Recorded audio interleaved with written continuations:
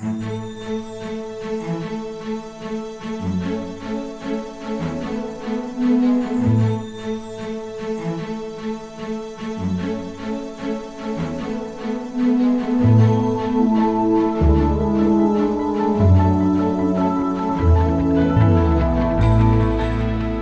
Studio Red, we look at architecture a little different than other firms. We look at architecture as a series of experiences. The first being the visioning experience, the worship experience, the learning experience. Then we conclude with the life experience.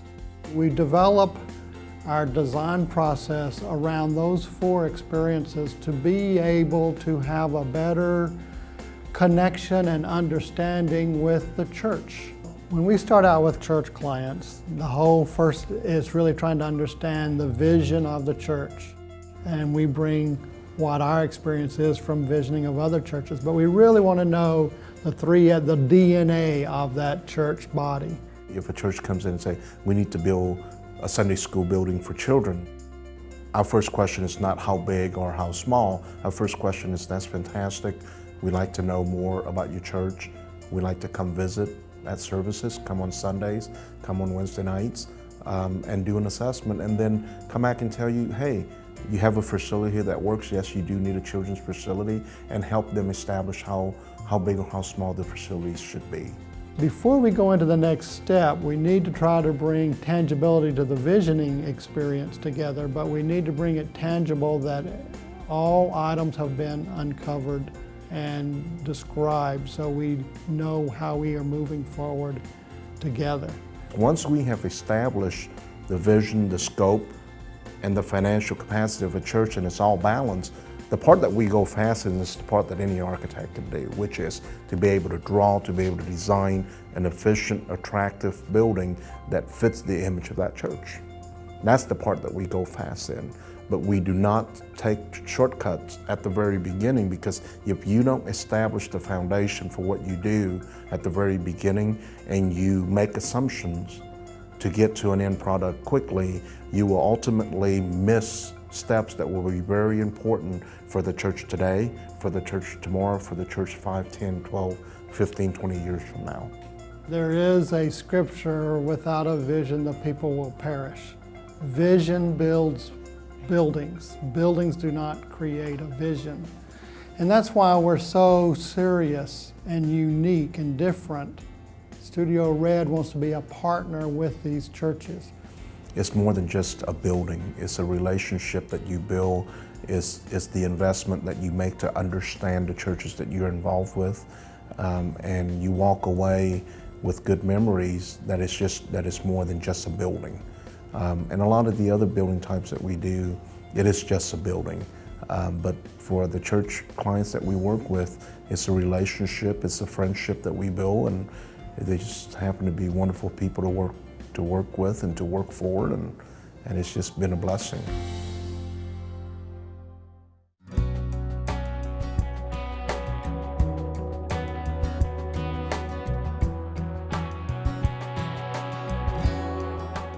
Well, I think because we are so passionate with this building type, there's a real interest in enhancing the worship experience. And we're not what some church clients think architects are, is they just draw blueprints and then just let's go build it. We're more of psychologists of space. We try to enhance the worship experience by bringing warmth in the room. What can we do to be able to shape and create an atmosphere and a mood to really enhance the individual worship experience for each person? So once you understand the culture of the people, and then you can start understanding and promoting and enhancing the communication levels that fit that individual culture, then that'll start helping us present and shape the seating diagram. All of those seating diagrams relate to the vision and the culture of that individual church. And then once we get an understanding of that worship seating diagram and the communication level, we can start shaping that space as it relates to all the possible activities that could happen in that room. And so all of a sudden, all of those things have to be considered, and we prioritize them with the church, because that prioritization, again, will fit and be complementary to that culture of that church. The concern that we hear repeatedly from every church is how will the experience of the preacher, from preaching, I'll use an example, if he's currently preaching in a 500-seat worship room, and the church is looking at building a sanctuary or a new worship room that's 1,500 seats. It's the relationship between the preacher and the experience between the preacher and the congregation. What is the furthest seat away? And so with all of those things, there becomes a threshold where technologies in audio and video has to come in to help supplement the intimacy that is so important within any space. You probably have been in rooms that are 500 seats, but it feels very unintimate. And you probably have been in rooms that are 2,500 seats where it is very intimate. And it's all very important that the intimacy is important. And it's so crucial to the experience of the preacher and the congregation, not just the congregation. And so we take very cautious steps in developing the right room to make sure the intimacy level is there. And so that's where we stand different.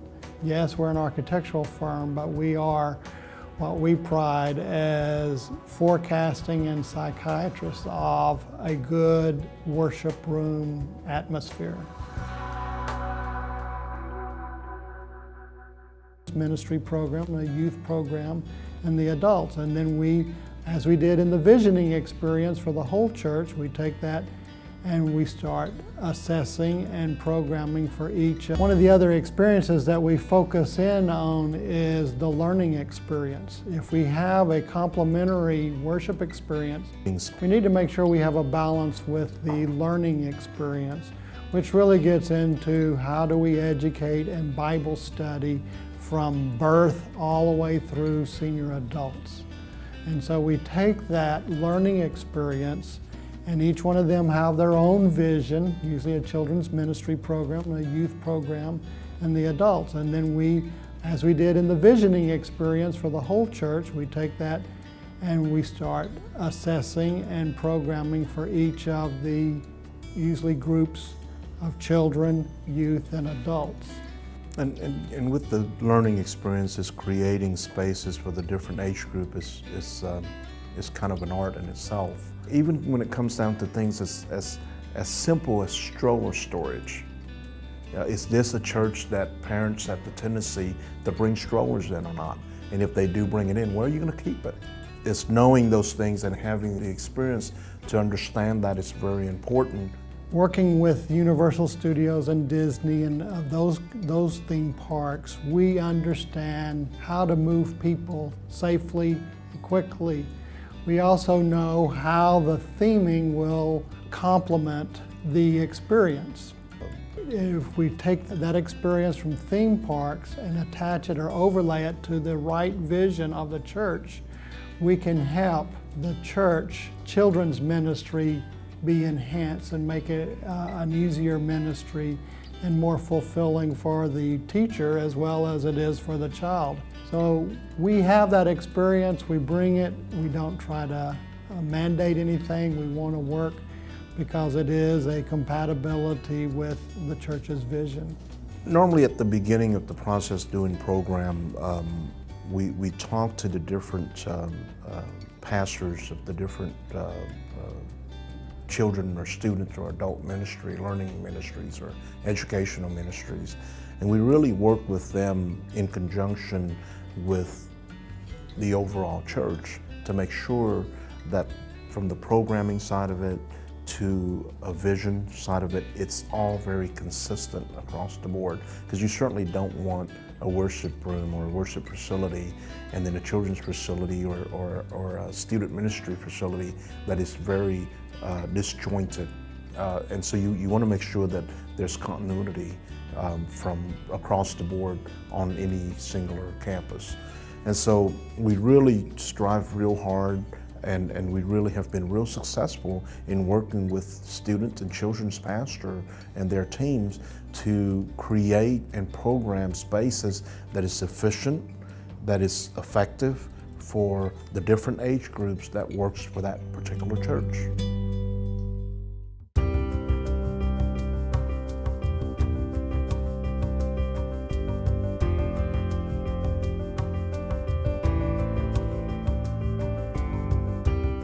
It's important that we talk about the church experience. As you arrive on the campus of a church, the experience should begin to grow.